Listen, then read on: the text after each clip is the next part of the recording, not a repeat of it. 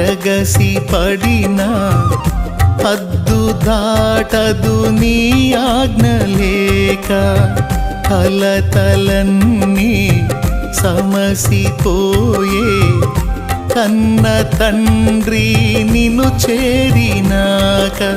కమనీయమైనది నీ దివ్య రూపము, కలనైన మరువను నీ నామ ధ్యానము. కమనీయమైనది నీ దివ్య రూపము, కలనైన మరువను నీ నామ ధ్యానము. నాలో నీవు నీలో నేను, నాలో నీవు నీలో నేను ఉండాలని, నీ అందే పరవశించాలని.